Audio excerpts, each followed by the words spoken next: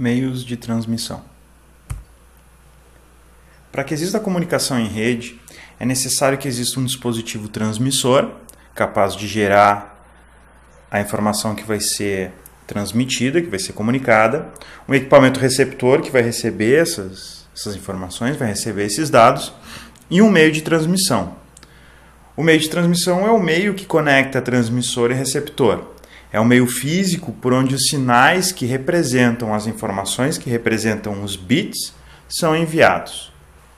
Esses meios de transmissão podem ser guiados, por exemplo, um fio metálico, um par trançado, um cabo coaxial ou uma fibra ótica, ou não guiados quando são transmitidos no espaço livre, como, por exemplo, transmissões de radiofrequência que ocorrem no ar.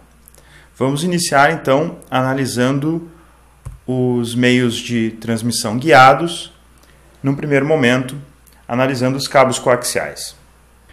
Então, o cabo coaxial ele é formado por um fio de cobre revestido por uma proteção plástica. Esse fio de cobre é o condutor e a proteção plástica é feita por um material dielétrico, ou seja, um isolante elétrico. Ele possui em volta dessa proteção plástica uma malha que pode ser feita de cobre ou alumínio, que funciona como uma blindagem a interferências eletromagnéticas. Então essa blindagem protege o fio condutor de interferências eletromagnéticas. Ao redor dessa malha, então envolvendo essa malha, existe um material isolante também, uma proteção mecânica que é feita normalmente de plástico. Essa proteção mecânica serve então para proteger os componentes que formam o cabo coaxial.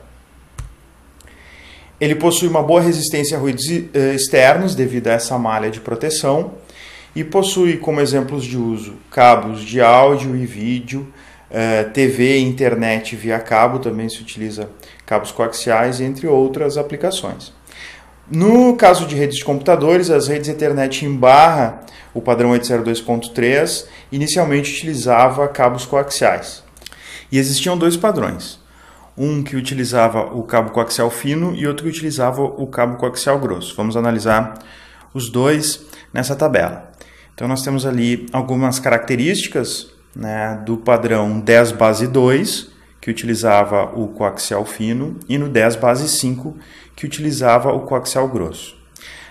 Entre os dois a gente pode ver já na nomenclatura do padrão, o 10 base 2 ele suportava segmentos de cabo de no máximo 185 metros, ou seja, aproximadamente 200 metros. E o 10 base 5 ele suportava segmentos de até 500 metros. Então o 10 base 2 utilizava o coaxial fino, chegava a 10 megabits por segundo, e o 10 base 5 utilizava o coaxial grosso, chegava também a 10 megabits por segundo.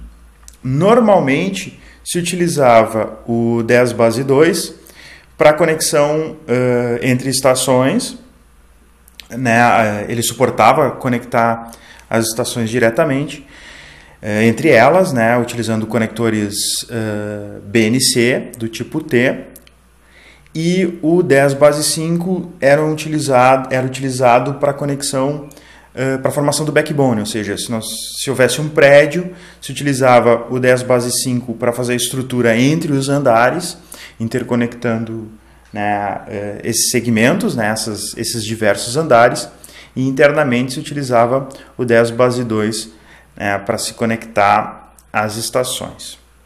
Então aqui nós temos esses exemplos, o 10 base 2 à esquerda, interconectando as estações através de conectores BNC, e na direita nós temos a conexão de estações através de um coaxial grosso, de um 10 base 5, estaria, por exemplo, num prédio em diversos andares.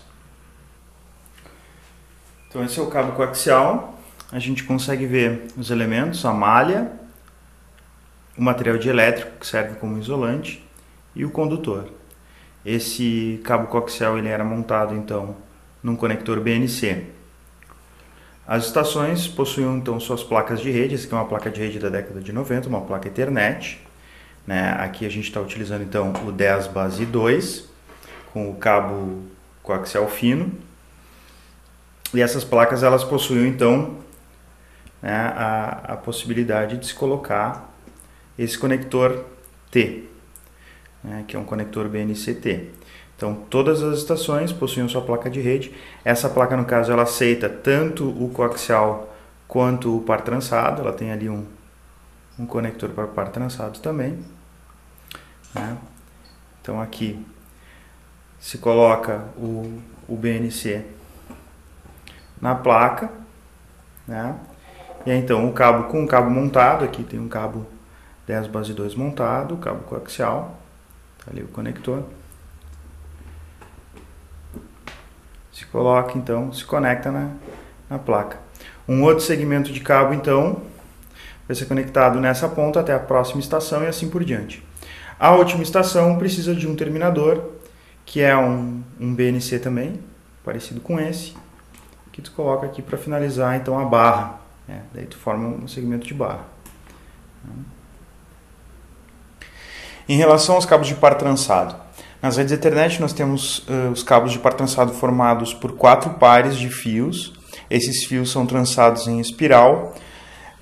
A trança vai criar uma blindagem elétrica entre os pares. Como funciona isso? Quando nós temos um par de fios, o mesmo sinal é transmitido nos 2 fios. Só que nenhum deles o sinal é transmitido com a fase invertida, né? Fazendo com que se crie então uma blindagem, evitando interferências entre os pares. Isso evita diafonia entre os pares, ou seja, se eu tenho uma comunicação paralela utilizando 2 pares separados, eu evito que um par interfira no outro. Como é que se usa, né? Como é que se usam esses pares? Em redes até 100 megabits, nós utilizamos apenas 2 pares.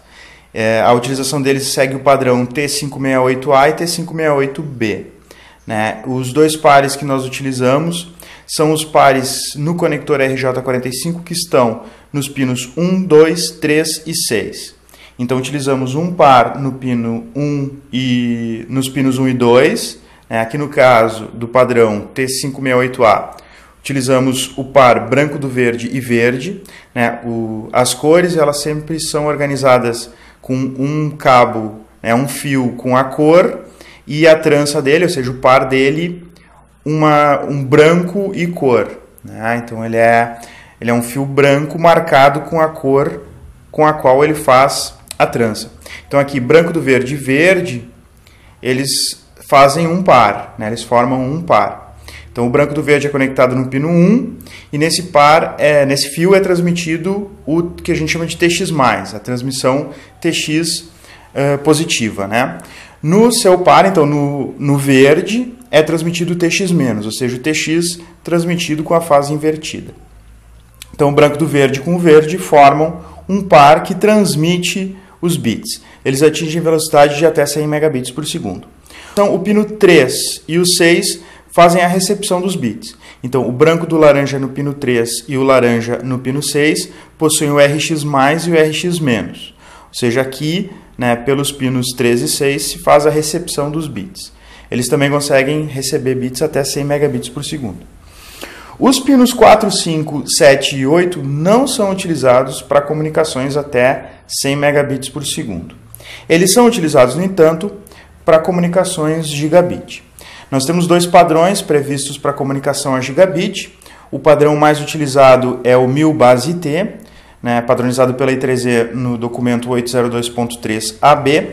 Ele utiliza 4 pares para transmitir e receber sinais, né, dados simultaneamente. Cada par vai operar a 250 megabits por segundo.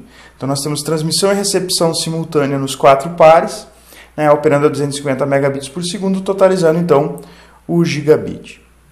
O outro padrão que não é utilizado, né, não é muito utilizado, não é utilizado comercialmente, é o 1000 base TX, né, onde se utiliza 2 pares para transmissão e 2 pares para recepção.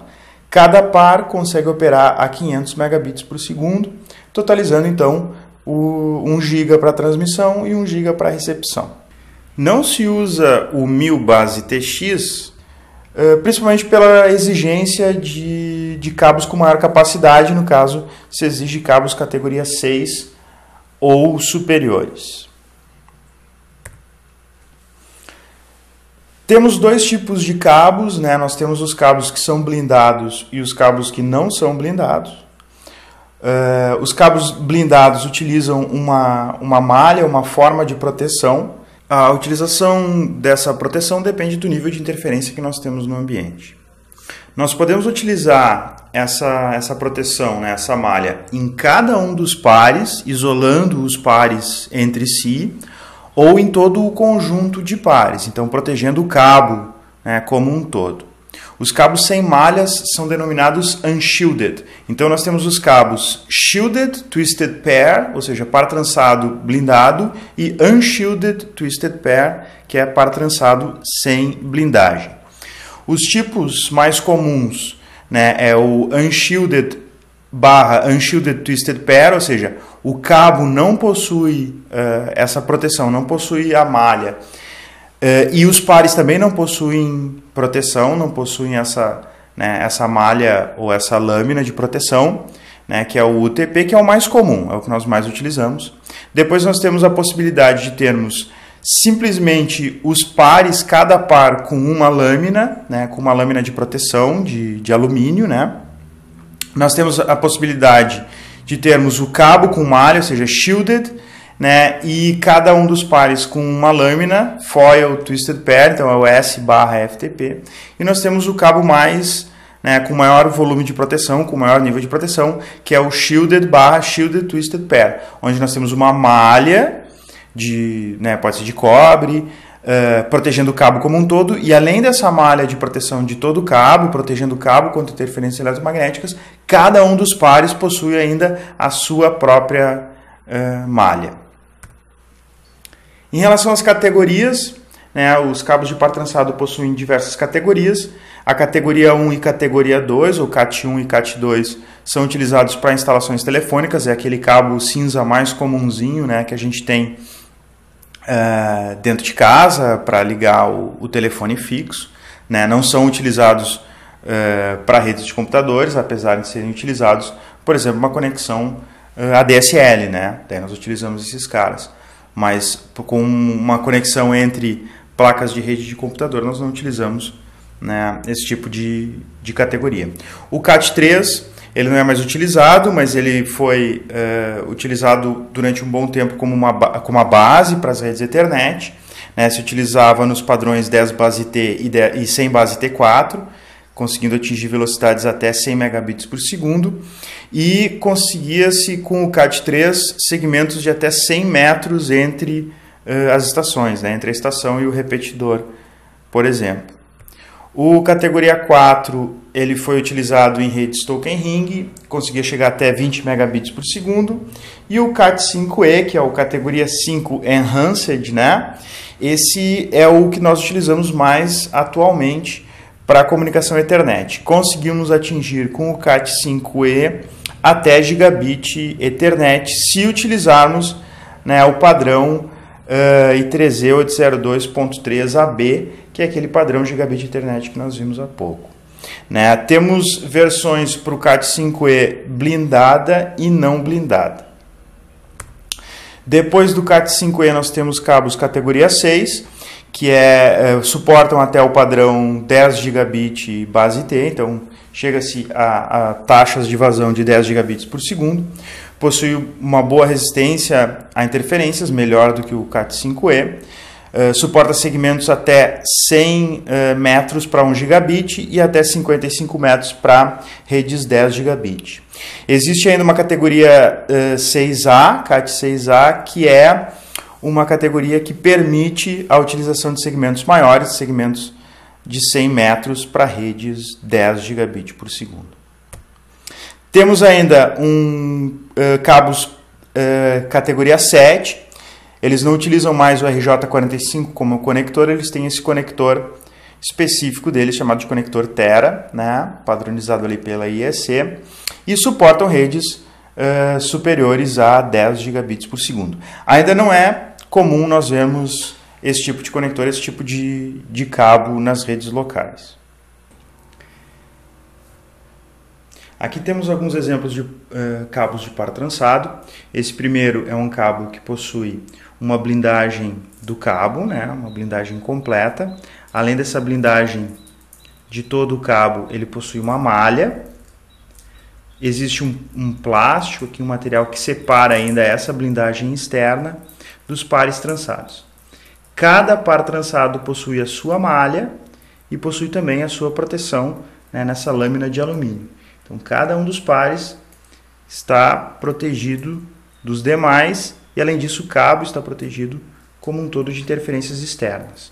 Então, a gente consegue ver aqui, né, os pares isolados, né, dentro do cabo. Esse é um cabo que pode ser utilizado em ambientes que possuem, né, uma interferência eletromagnética bastante pesada. Esse é o CAT5, né, categoria 5, ali o RJ45. Aqui então os 4 pares, né, os 4 pares que são colocados então no conector RJ45. Esse aqui está bem mal feito, claro que a gente não vai utilizar, né, não vai destrançar eles assim, a gente mantém eles trançados até o final, só para vocês verem como eles são colocados. Se insere os fios ali dentro, existe um alicate de crimpagem que a gente aperta, né, esses conectores aqui. E aqui um categoria 6, que possui, né, esse elemento central, onde os pares são inseridos, né, e esse elemento central aqui, vocês podem ver aqui no meio, ele faz com que os cabos, além de trançados, eles ainda sejam dispostos ao longo do cabo, né, em uma helicoidal, aqui, em forma de espiral. Né. Aqui o conector é um conector metálico para o cabo categoria 6. Né. Em relação às fibras ópticas, são um meio de transmissão que permite com que a luz seja transmitida dentro de um núcleo de sílica ou plástico, né, composto por sílica ou plástico. Então esse núcleo é o elemento por onde a luz trafega. O núcleo possui uma casca que reveste o núcleo e que possui um índice de refração menor do que o núcleo. Essa casca, então, é o elemento responsável por fazer com que a luz permaneça dentro do núcleo. A casca faz isso através de seu índice de refração. A capa é uma estrutura de plástico que fornece a proteção mecânica, né, para esse meio de transmissão. Então, os elementos, né, núcleo e casca são os elementos que fazem com que a luz trafegue, né, seja transmitida dentro da fibra óptica. As fibras ópticas, elas possuem altas taxas de transmissão de dados. Elas não, né, o fato de não trafegar elétrons faz com que elas sejam imunes a interferências eletromagnéticas, né? A gente está lidando com luz e não com eletricidade. Possibilita a transmissão de luz a grandes distâncias, possui um alto grau de confiabilidade. E existem dois tipos de fibras, né? As fibras multimodo e as fibras monomodo. Como transmissor para as fibras, nós podemos utilizar LED ou laser, né? Então, o transmissor, ele é o elemento responsável por receber sinais elétricos e converter esses sinais, traduzir esses sinais em luz, né? Impulsos luminosos, através de ou de um laser ou de um LED. E a luz trafega através da fibra óptica, e do outro lado, então, o receptor vai fazer a conversão desses pulsos luminosos em eletricidade novamente. Então, ele faz isso através de um sensor, né, sensível à luz, capaz, então, de fazer a tradução desses sinais luminosos novamente em eletricidade. Então, como foi dito anteriormente, o índice de refração é o responsável por fazer com que a luz permaneça dentro do núcleo. Então, a diferença dos índices de refração entre o núcleo e a casca fazem com que a luz seja refletida, né? Ela seja mantida dentro do núcleo. Então, em relação às fibras ópticas multimodo, possui um núcleo entre 50 e 62,5 microns, né? É mais ou menos o diâmetro de um fio de cabelo. permite a propagação de múltiplos feixes de luz dentro da mesma fibra. Isso permite que eu tenha, então, feixes de luz diferentes dentro da fibra e que eu seja capaz de recuperar esses feixes de luz diferentes na saída da fibra. Possui conectores mais simples e baratos que as outras fibras, que são as monomodo. Eu consigo ter distâncias de até 2 km e eu utilizo normalmente essas fibras para conexões de redes locais. Então, uma conexão entre 2 prédios ou uma conexão dentro de um mesmo prédio que seja muito distante, onde eu não consiga utilizar um par trançado, eu vou utilizar então uma fibra para fazer essa conexão. Existem 2 tipos de fibras multimodo. Nós temos as multimodo de índice degrau e multimodo de índice gradual. As fibras multimodo de índice degrau, elas possuem um índice de refração constante dentro do núcleo. Ou seja, o sinal, né, atravessa o núcleo e ao entrar em contato com a casca com um índice de refração diferente, menor, esse sinal luminoso então é direcionado novamente para dentro do núcleo, fazendo então essa espécie de ricochete, né, dentro do núcleo. Então a luz permanece dentro do núcleo o tempo inteiro. O fato de eu ter essa forma de transmissão, essa forma de propagação da luz, causa a dispersão da luz, a dispersão do sinal, fazendo então com que eu tenha um limite de tamanho de segmento de até 1 km.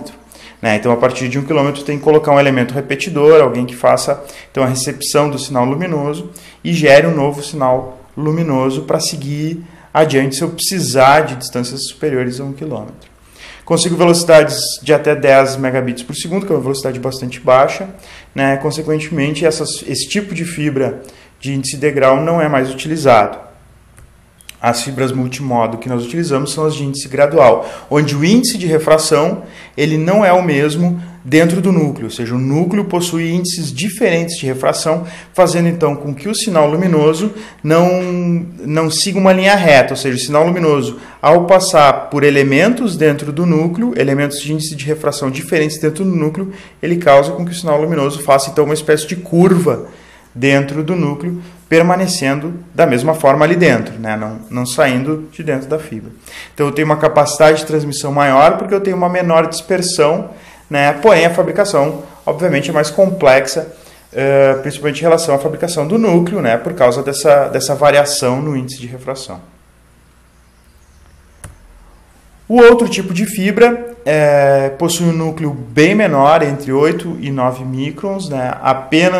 E possui apenas um modo de propagação, ou seja, um caminho único da luz. A luz não faz aquela curva dentro do núcleo, a luz viaja em linha reta dentro do núcleo, né?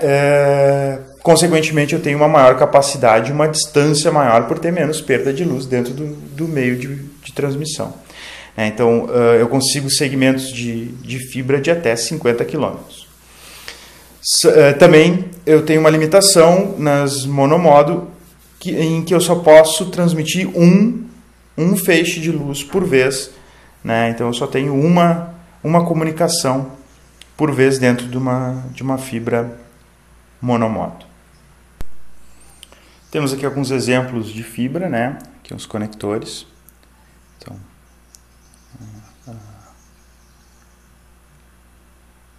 o conector, esses conectores para serem utilizados em redes internas, para fazer a conexão, e essa fibra aqui, uma fibra que é utilizada externamente, para utilizada na rua.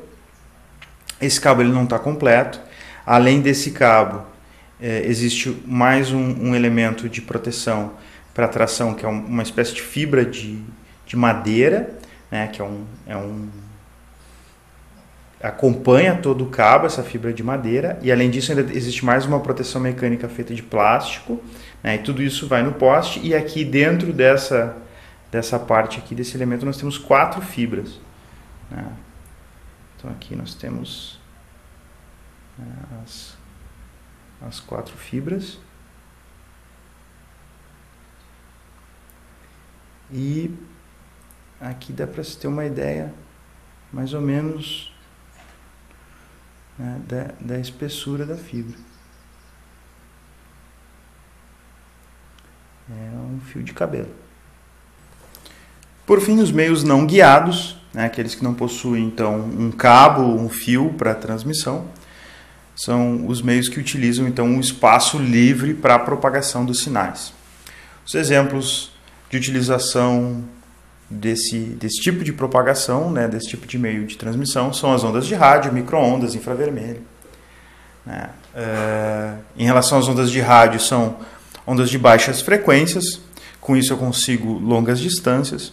Né? Ondas de baixa frequência conseguem contornar obstáculos maiores, se propagam, também vão mais distantes, né? Possuem um índice de atenuação menor do que as ondas maiores. Quanto maior a frequência, maior a atenuação, consequentemente menor a distância que consegue se propagar e também maior a dificuldade para contornar obstáculos.